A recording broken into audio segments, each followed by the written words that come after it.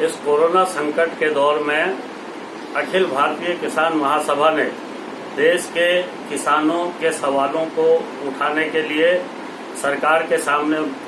को रखने के लिए 27 अप्रैल को एक राष्ट्रव्यापी धरने का आह्वान किया है। ये धरना लॉकडाउन के नियमों का पूरा पालन करते हुए, व्यक्ति से व्यक्ति की दूरी का पूरा पालन करते हुए किया जाएगा और इसलिए हमने अपने कार्यकर्ताओं से और देश के तमाम किसानों को यह आह्वान किया है कि आप घरों में बंद हैं, आप गांव में हैं, आप अपने घरों में ही इस मांग दिवस को जो है अपनी मांगों को इस दिवस पर मनाएं। अपने घर पर ही धरना दें, अपनी मांगों को हाईलाइट करें और व्यक्ति से व्यक्ति की दूरी का पालन और कोरोना के दौर में जो लॉकडाउन के नियम हैं इसका पालन इस धरने के दौरान आप करें। इसलिए धरना जो जहां है वहीं पर दें, अपनी मांगों को लेकर के दें। हमारी जो मांगे हैं वो मुख्य रूप से ये हैं कि ये जो रबी फसल अभी तैयार हुई है इसकी खरीद ज्यादातर राज्यों में अभी भी शुरू नहीं हुई है और किसानों की भारी लूट इसमें हो रही। इसलिए सरकार हर राज्य के अंदर गांव स्तर पर सरकारी क्रय केंद्रों के जरिए किसानों की रबी फसलों को खरीदने की गारंटी करे और न सिर्फ जमीन वाले किसानों की बल्कि जो बटाईदार किसान बड़ी संख्या में है उसकी भी जमीनों को जो है उसकी भी फसलों को खरीदने की गारंटी करे।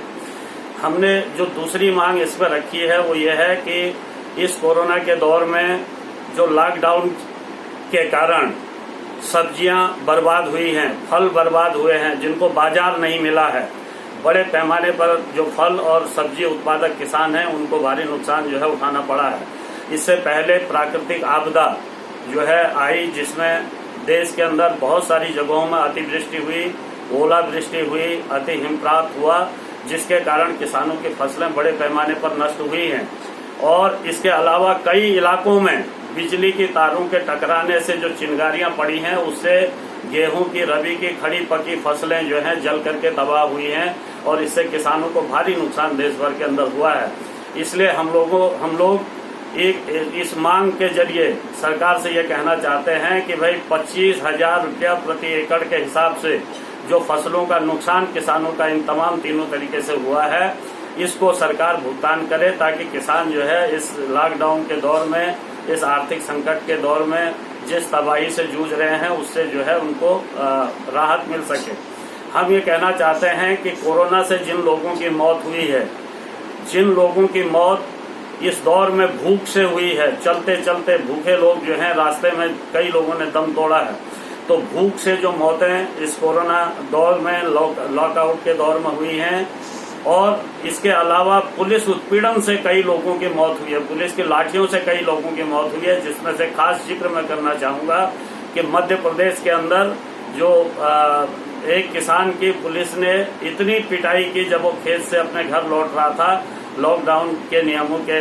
हवाला दे करके कि वो किसान की फिर मौत हो गई है। तो ये जो जबलपुर में किसान की मौत हुई है पुलिस की लाठियों से मध्य प्रदेश के अंदर, इस तरीके की कई मौतें देश के अंदर जो है हुई हैं। इसलिए ये जो कोरोना से, भूख से और पुलिस उत्पीड़न से जो मौतें इस पूरे दौर में हुई हैं, लॉकडाउन के दौर में हुई हैं, कोरोना संकट के दौर में हुई हैं, इसका जो है 20 लाख रुपया प्रति व्यक्ति उनके परिवारों को सरकार मुआवजा दे। हम ये कहना चाहते हैं कि इस देश के अंदर ढेर सारे ऐसे प्रांत हैं जिन प्रांतों में कोरोना की जांच के लिए कोई लैब अभी तक नहीं है। हमने ये मांग की है कि भाई हर जिला स्तर पर लैब स्थापित करें, क्योंकि कोरोना संकट ने ये दिखा दिया है कि हमारे स्वास्थ्य सिस्टम को, हमारे सार्वजनिक स्वास्थ्य के ढांचे को दुरुस्त करने की अभी खास जरूरत है, इसमें इन्वेस्ट करने की जरूरत है। इसलिए सरकार जिला स्तर पर ऐसी जो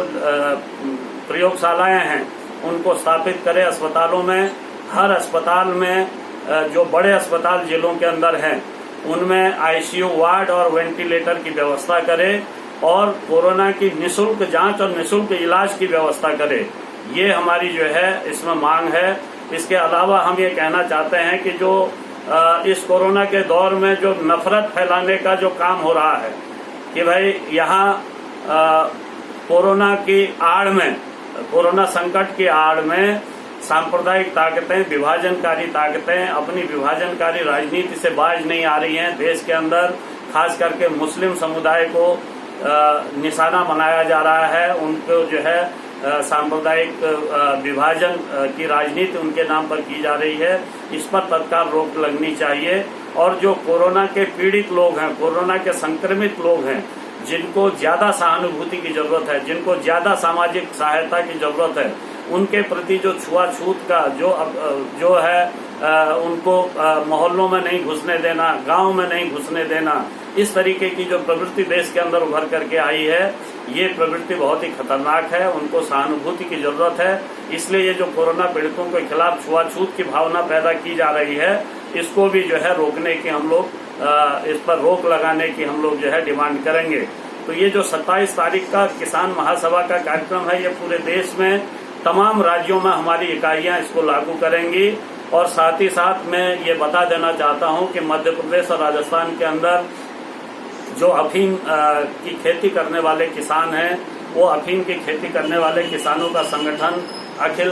जो भारतीय अफीम किसान विकास समिति है, उसने भी 27 तारीख को किसानों की इस लड़ाई में शामिल होने का आह्वान किया है। और वो लोग भी उस दिन अपनी मांगों को लेकर के, जिसमें नारकोटिक्स विभाग का जो भ्रष्टाचार है और जो उत्पीड़न है अफीम किसानों का, इसको लेकर के, और अफीम किसानों को अंतर्राष्ट्रीय स्तर पर जो अफीम की कीमत है 50,000 रुपया किलो का जो भाव है, वो दिलाने की मांग को लेकर के वो भी जो है उस दिन इस आंदोलन के भागीदार बनेंगे, इस राष्ट्रव्यापी धरने के भागीदार बनेंगे। इसलिए हम देश के तमाम किसानों से, तमाम किसान संगठनों से यह आह्वान करते हैं कि 27 तारीख को आप जहां हैं, जैसे हैं, अपनी इन मांगों को बुलंद करें, अपनी इन मांगों को लेकर के प्ले कार्ड बनाएं, अपने घरों पर धरना दें, अपने जो है घर के बाहर प्ले कार्ड टांकें और अपनी मांगों को सोशल मीडिया से लेकर के और तमाम प्रचार माध्यमों के जरिए सरकार तक पहुंचाने की कोशिश करें। और अपनी इन मांगों को लेकर के